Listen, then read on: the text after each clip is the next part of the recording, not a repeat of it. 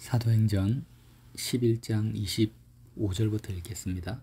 바나바가 사울을 찾으러 다소에 가서 만나매 안디옥에 데리고 와서 둘이 교회에 1년간 모여 있어 큰 무리를 가르쳤고 제자들이 안디옥에서 비로소 그리스도인이라 일컬음을 받게 되었더라. 그때 선지자들이 예루살렘에서 안디옥에 이르니 그 중에 아가보라 하는 한 사람이 일어나 성령으로 말하되 천하에 큰 흉년이 들리라 하더니 글라우디오 때에 그렇게 되니라. 제자들이 각각 그 힘대로 유대에 사는 형제들에게 부조를 보내기로 작정하고 이를 실행하여 바나바와 사울의 손으로 장로들에게 보내니라. 아멘. 이제 안디옥 교회가 사도행전 11장에 등장하게 됩니다. 다메섹에서 사도 바울이 예수님을 만나고 난 뒤에 3년간 다소 다메섹에서 복음을 전하게 되죠. 큰 핍박으로 인해서 3년이 지난 뒤에 예루살렘으로 피난 가게 됩니다. 그러나 15일 만에 다시 또 거기서 죽을 위기에 처하게 됩니다. 그때 환상으로 하나님께서 너의 고향 땅 다소로 가라 이렇게 지시를 받아서 바울은 다소로 갑니다. 다소는 예루살렘과 아주 먼 거리에 있습니다. 그러는 사이에 이제 안디옥 교회가 세워지게 되는데요. 안디옥 교회는 스데반 집사님의 그 핍박으로 흩어진 디아스포라 유대인들, 특별히 구브로와 구레네 몇 사람이 안디옥에 이르러 그 헬라인 이방인에게 예수님을 전파했는데 주의 손이 그들과 함께 하심에 많은 사람이 믿고 주님께 돌아오게 됩니다. 이 소식을 듣고 예루살렘 교회에서 바나바를 파송하게 되죠. 선교사로 파송하는데요. 예루살렘과 안디옥의 그 거리는 한 480km 정도 됩니다. 굉장히 먼 거리인데 이 바나바가 가서 사역을 하는데 바울의 고향 다소가 안디옥과 한 13km밖에 떨어져 있지 않은 거예요. 아주 근거리에 있습니다. 그래서 바나바가 다시 바울에게 찾아가서 나와 함께 사역을 하자고 초청을 하게 됩니다. 그래서 안디옥에서 바울과 바나바가 큰 무리를 가르쳐서 교회를 든든하게 세우게 되는 그 본문을 지금 읽은 거예요. 자, 그러면 사울의 일대기를 살펴보면은요. 처음 다메섹에서 회심하고 3년 있었고 예루살렘에 처음 1차 방문하고 나서 핍박으로 다소로 갔잖아요. 그리고 나서 다소에서 몇 년을 머물렀겠습니까? 무려 14년을 고향에 머무르게 됩니다. 지금 이 14년의 기간 동안 어느 시점에 안디옥에서 사역을 했는지는 모르겠습니다. 하지만 예수님을 인격적으로 만난 뒤 17년이 지나버린 거예요. 지금 성경에 기록된 공식적인 사역 기간은 다메섹 3년과 안디옥 교회 1년 빼면은 4년이죠. 합치면은 그러니까 4년 빼고 나머지 13년은 기록이 없습니다. 13년 동안 바울 사도의 사역의 기록이 없는데 하나님께서 한 가지 우리에게 주시는 메시지는 뭐냐면 바울에게도 정말 하나님과 자신과의 은밀한 그런 교제의 기간이 필요했다라는 거죠. 그가 정말 사도로 쓰임받기 위해서 준비되어지는 기간이 필요한 것입니다. 그래서 예루살렘에서 핍박받았을 때 하나님이 환상 가운데 왜 다소 고향으로 가라고 했겠습니까? 고향은 처음 자기가 태어난 곳, 출발점이잖아요. 하나님이 사도 바울을 출발점에 다시 세우시는 거예요. 그가 예수님을 만나기 전까지 얼마나 많은 세상적인 타이틀을 가지고 있습니까? 가말리아의 문화생이요, 로마 시민이요, 바리새인 중에 바리새인이요, 율법으로는 흠이 없습니다. 그런 수많은 자기의 어떤 그 사회적 지위, 이 경력, 지식, 학력 이 모든 것들을 다시 다 버리고 그리스도 예수 안에서 새로운 사울이 아니라 바울 사도로서 세우시기 위한 준비 기간이 17년이 필요했다라는 거죠. 이거는 누구에게나 다 마찬가지입니다. 우리가 이 바울의 일대기를 통해서 어떤 부분을 명확하게 알 수 있냐면 사울이 바울이 된 것처럼 옛사람과 새사람의 구분과 경계가 선명하게 구분지어지는 것이 믿음이고 신앙이라는 거예요. 이게 선명하게 구분지어지지 않으면 사울이 바울이 된 것처럼 완전 180도로 바뀌어버리잖아요, 사람이. 이렇게 나의 정체성이 180도로 바뀌지 않으면 나는 지금 제대로 된 신앙생활을 하고 있다라고 말할 수가 없다라는 것입니다. 예수님의 그 십자가의 복음이 도대체 무엇이길래, 주님이 도대체 이 땅에서 무슨 일을 행하셨길래 사람이 이렇게 단시간에 180도로 바뀔 수 있단 말입니까? 자, 여기서 굉장히 중요한 개념을 나누고 싶습니다. 예수님의 십자가의 죽음과 부활 사건은요, 창조사역입니다. 창조사역. 좀 낯설게 들릴지 모르지만 이거는 제 말이 아니라 성경 전체가 이 사실을 증명하고 있습니다. 도대체 무슨 창조사역이냐? 사람을 하나님의 형상대로 지음받은 우리를 새롭게 거듭나게 하시는, 거듭난다라는 것은 다시 태어난다라는 거잖아요. 우리를 다시 태어나게 하는, 재창조하시는 그런 창조사역이 십자가의 죽음과 부활 사건이라는 거예요. 그래서 초대교회 성도들이 십자가를 바라보고 부활하신 예수님의 이름을 부를 때마다 예수님 안에 있는 자기를 발견하는 것을 발견하는 그 믿음 안에 항상 거했다라는 것입니다. 왜 십자가와 부활 사역이 창조 사역인가? 자, 요한복음에 보면 잘 아시는 말씀처럼 그가 태초에 하나님과 함께 계셨고 만물이 그로 말미암아 지은 바 되었으니 지은 것이 하나도 그가 없이는 된 것이 없느니라. 성부 하나님께서 천지를 창조하셨지만 그러나 성부 하나님의 입에서 나오는 그 말씀, 가라사대 이런 말씀, 이 말씀 자체가 뭐예요? 예수님이시거든요. 그러니까 태초에 하나님과 함께 계신 그 예수님이, 성부 하나님이 성자 예수님을 통해서 모든 만물을 지으셨고, 그리고 그 아들 예수님을 예언된 말씀에 의해서 이 땅에 보내실 때도 예수님을 통해서 어떤 사역을 하시려고 보내셨겠습니까? 창조 사역을 하려고 보내신 거예요. 죄악으로 타락하고 부패한 인생을 이제 새롭게 그리스도를 통해서 새로운 피조물로 지으시기 위해서 보내셨는데 어떻게 보내셨습니까? 말씀이 육신이 되어 오신 분이 예수님이에요. 자, 이제 정리를 해볼게요. 하나님은 말씀으로 천지를 창조하셨는데 2000년 전에 예수님을 이 땅에 보내셨습니다. 말씀으로 우리를 새롭게 지으시기 위해서 하나님의 말씀이 이 땅에 오신 거예요. 근데 그 말씀이 어떤 형태로 왔냐면 육신의 형태로 온 거예요. 왜 육신의 형태로 왔습니까? 그 육신으로 하나님의 말씀을 이루시는 거죠. 성취하시고. 그래서 사복음서에 보면은 예수님이 하나님의 말씀을 성취하시기 위해서 어디에 갔다, 누구를 만났다, 십자가를 어떻게 졌다, 이런 구체적인 말씀, 구약의 예언자들이 했던 그 300가지가 넘는 예언의 말씀을 다 이루셨는데, 성취하셨는데, 그렇게 성취하셨다라는 게 뭐예요? 말씀이 육신이 되셔서 하나님의 말씀으로 재창조 사역, 창조 사역을 하셨다라는 거예요. 그래서 십자가에서 마지막에 내가 다 이루었다라고 하신 말씀은 내가 창조를 완성했다라는 거예요. 그리고 안식으로 들어가시는 것입니다. 자, 어떻게 창조하십니까? 바로 주님은 인자로 오셔서 우리 대신 죄가 없으신 그 주님께서 죄악으로 멸망할 수밖에 없는 우리의 죄를 짊어지시고 사망의 몸에 갇혀있는 우리를 처리하신 거죠. 말씀을 성취하신 것이고 처리하신 것이고. 그래서 그리스도의 죽음은 죄악으로 점철된 우리의 자아가 세상에 속한 내가 죽는 것이고 폐기 처분해야 되는 거예요. 나는 인격적 존재니까 이전에 옛사람에 속한 내가 먼저 처리되어지고 그 다음에 부활은 뭡니까?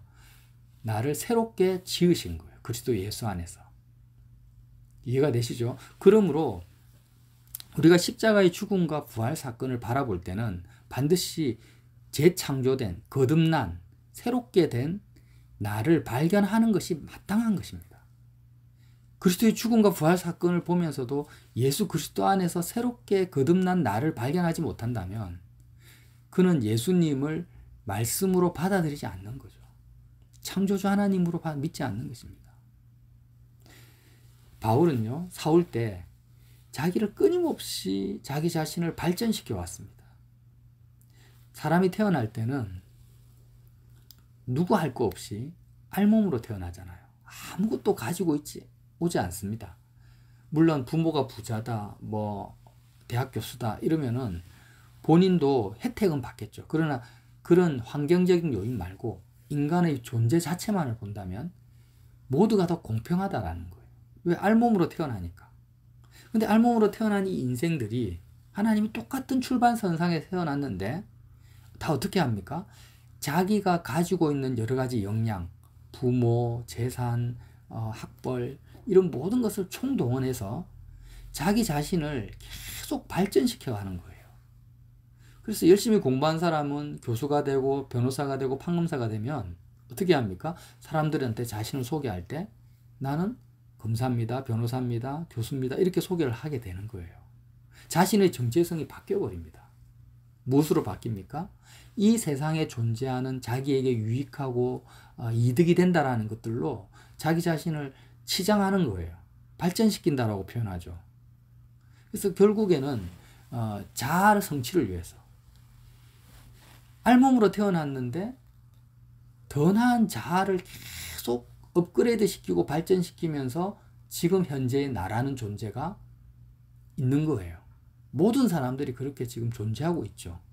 그러나 그렇게 세상에 속해 있고 세상에 있는 유익한 것으로 자기를 발전시켜 온 자아는 구원을 받을 수가 없습니다. 죄인이에요, 죄인. 하나님의 심판의 영역 가운데 이미 그 영역에서 벗어날 수 없고 사망의 몸 가운데 거하고 있는 자아이기 때문에 구원받을 수 있는 나는 아니라는 거예요. 아무리 이 땅에 있는 모든 것을 다 가지는 솔로몬 왕과 같은 위치에 온다 할지라도 그 자아가, 그런 나의 신분이, 나의 정체성이 나를 구원시킬 수가 없어요. 나를 구원해 줄 수 없는 것입니다. 어떻게 해야 됩니까? 세상에 속한 나를 발전시켜 온 사도 사울과 같이 가말리아 문화생이요, 바리새인 중에 바리새인이요, 로마 시민이요 이런 모든 것들이 자기를 발전시켜 왔던 모든 것들을 어떻게 해야 됩니까? 다 버려야 됩니다. 십자가에 못 박아 버려야 됩니다. 그래서 예수님이 십자가에서 말씀이 육신이 되어 죽으신 이유는 바로 내가 죽었는데 내가 십자가에서 예수 그리스도와 함께 세상에 대해서 죽고 세상은 나에 대해서 죽었다는 의미가 도대체 어떤 의미냐라는 거예요. 좀 의미를 알고 우리가 명확하게 알고 말씀을 보자라는 것입니다. 바로 다른 의미가 아니에요. 지금 사람들이 나는 누구라고 나를 정의하고 있잖아요. 세상 사람들이 나를 정의하고 있고 저 사람은 훌륭한 사람이야, 똑똑한 사람이야, 돈 많은 사람이야 이렇게 정의를 하고 있고 반대로 정의할 수도 있고 나도 나를 지금 나는 어떤 사람이다, 누구 아빠다, 누구 남편이다, 누구 자식이다 이게 정의하고 있는데 이 모든 나는 죄악된 세상에 속한 나기 때문에 하나님 입장에서는 하나님의 자녀로서의 나가 아니에요. 세상이 불타 없어질 때 다 사라져 버릴 거라는 거죠. 결국 계시록에 나온 것처럼 이 땅에 있는 모든 것은 다 불타 없어져 버릴 거잖아요. 그러니까 영원한 나를 찾아야 되는데 그 영원한 나를 창조하시기 위해서 주님이 오셔서 말씀이 육신이 되어 오셔서 하신 주님의 창조 사역, 그 창조 과정이 뭐냐? 나를 창조하시는 그 창조 사역의 과정이 뭐냐? 나의 죄를 짊어지시고 십자가에서 죽으시고 부활하신 사건이라는 거예요. 그래서 우리는 예수님, 부활하신 예수님을 볼 때마다 그 그리스도 예수 안에 있는 나를, 새롭게 창조된 나를 반드시 발견해야 됩니다. 이 말씀을 빌립보서에서 바울 사도께서 말씀을 하셨죠. 무엇이든지 내게 유익하던 것을 내가 그리스도를 위하여 다 해로 여길 뿐더러 모든 것을 해로 여기면 내 주 그리스도 예수를 아는 지식이 가장 고상하기 때문이라. 내가 그를 위하여 모든 것을 잃어버리고 배설물로 여기면 그리스도를 얻고 그 안에서 발견되려 함이니 내가 가지는 것은 율법에서 난 것이 아니요 오직 그리스도 예수를 믿음으로 말미암은 것이니 곧 믿음으로 하나님께로부터 나느라.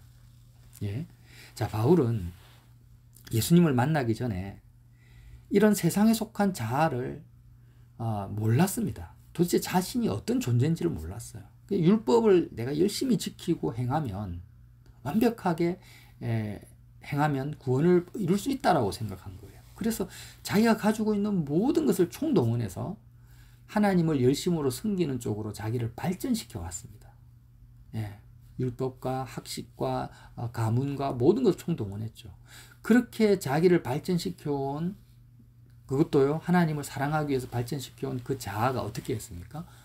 예수님을 십자가에 못 박아 죽여버렸어요. 예수 믿는 사람들을 핍박하고 학대하는, 잡아주는 그런 하나님의 원수로 살아온 자아를 발견했다고 했죠.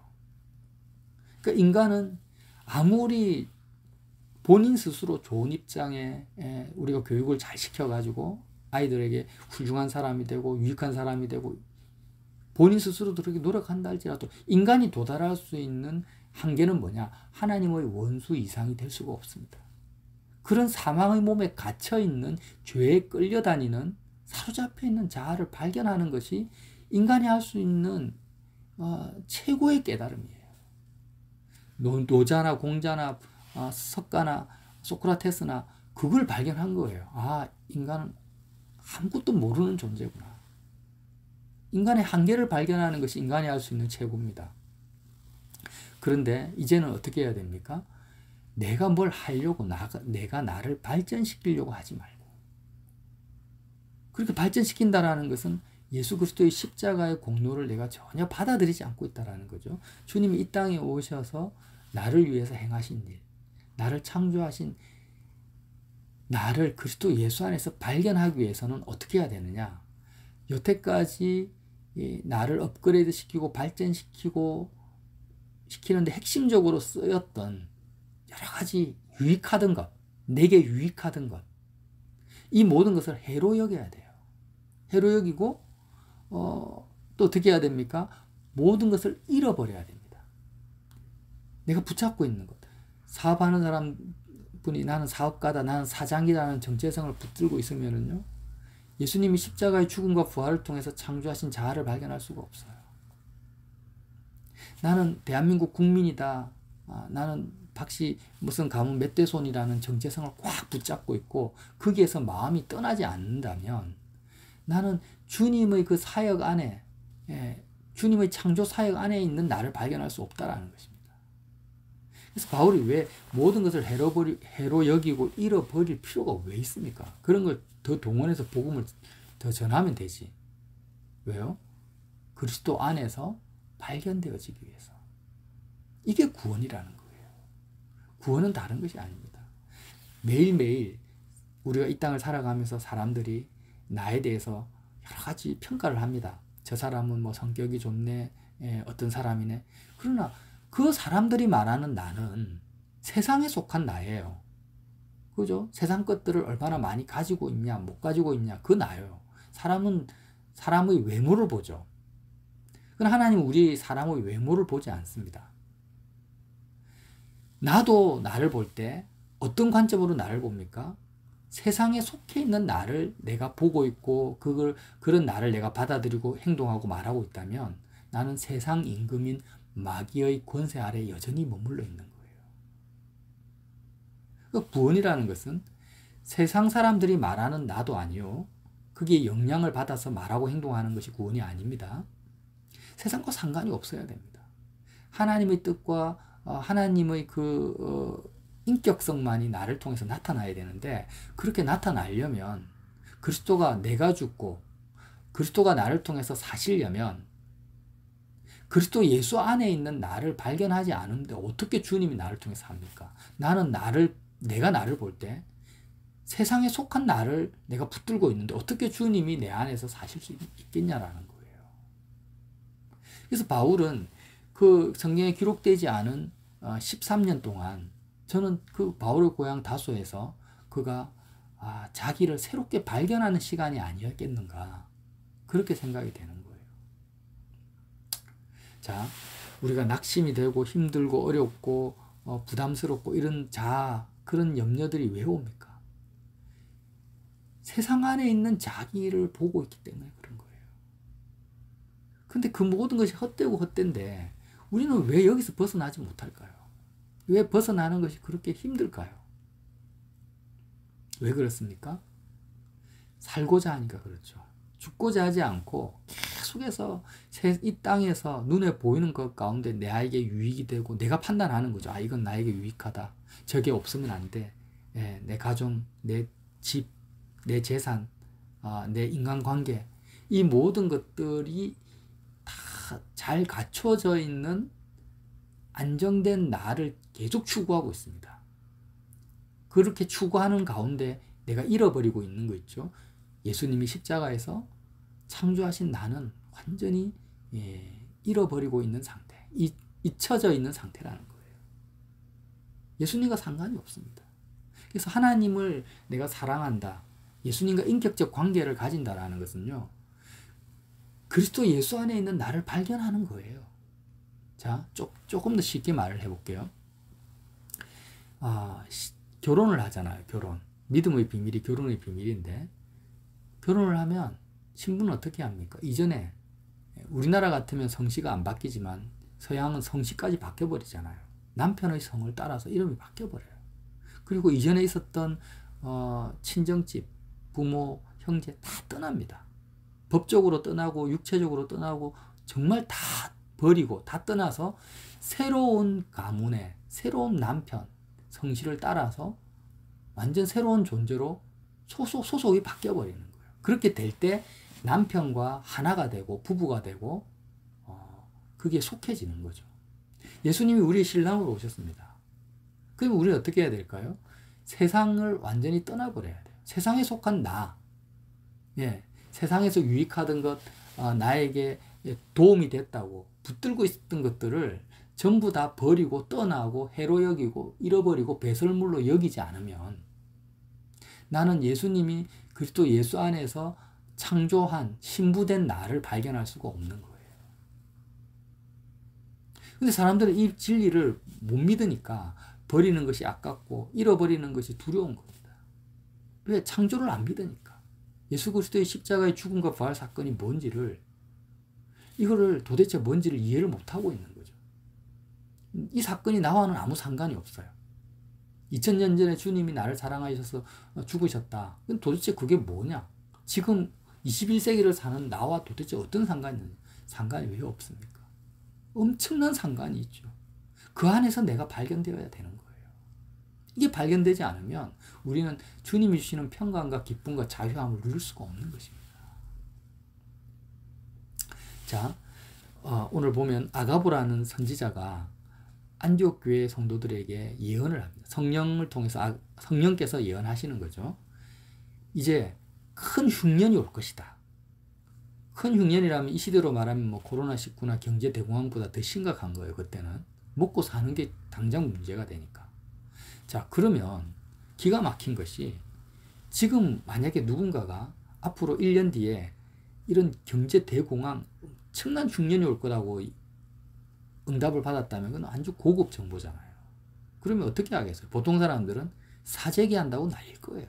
아마 이 시대는 웬만한 기독교인들도 다 그렇게 할 겁니다. 경제공황에 대비해서 흉년을 대비해서 물자를 비축하자. 그런데 놀랍게도 안디옥 교회 성도들 어떻게 합니까? 흉년이 온 것도 아닙니다. 올 건데, 올 거라는 것을 응답받고 자기가 힘대로 각자가 예루살렘에 있는 성도들을 돕기 위해서 각자의 힘대로 재산을 끌어모아 가지고 바울과 바나바의 편으로 구제헌금을 보내는 거예요. 정말 어떻게 이럴 수가 있을까요? 초대교회 예루살렘 성도들도 자기 전 재산을 다 팔아서 사도들 발 앞에 두지 않습니까? 그래서 디아스포라 유대인들이 먹고 사는데 조금도 부족함이 없도록 자기 재산을 다 팔았어요. 이제는 오히려 이방인 교회가 예루살렘 성도들을 위해서 이렇게 헌금을 하도록 성령이 하나로 묶어 가시는 것입니다. 참 아름다운 성령의 사역이잖아요. 근데 이 예루살렘 교회 성도들이나 안디옥 교회 성도들이나 세상에 대해서는 완전히 자유하고 있죠. 어떻게 이런 일이 가능합니까? 단기간에 그것도. 어떻게 바울이 바울로 바로 바뀔 수가 있어요. 엊그제만 해도 잡아 죽이려고 쫓아다닌 사람들이 어떻게 예수님을 위해서 목숨을 버리는 복음 전도자가 하루아침에 됩니까? 이거는 인간의 노력과 자기 발전에서 이루어지는 게 아닙니다. 신앙은, 믿음은 나를 발전시키는 게 아니에요. 그거는 절에 있는 고승들이 하는 행위들이고, 복음이라는 것은 율법에서 난 것이 아니라고 했잖아요. 율법은 자기 행위에서 난 것이 아니고, 믿음에서 난 것은, 믿음이라는 것은 내가 행한 것이 아니라 예수님의 공로를 믿는 거죠. 예수님이 무슨 일을 하셨다고요? 창조 사역을 하신 거예요. 나를 창조하셨습니다. 근데 그리스도 예수 안에 있는 나를 발견을 해도 끝이 없는 그 보화. 농부가 밭을 가다가 진주를 발견하면 자기 전 재산을 팔아서 진주를 사는 것처럼, 내가 그리스도를 만나서 그리스도 예수 안에 있는 나를 발견했다면 모든 것을 해로 여기고 배설물 여기고 다 잃어버려야만이 세상에 속한 나에게 유익하던 것을 해로 여겨야만이 그리스도 예수 안에 있는 그 진주, 보화를 발견하게 된다는 거예요. 예수님의 말씀이고 사도 바울의 실질적인 고백입니다.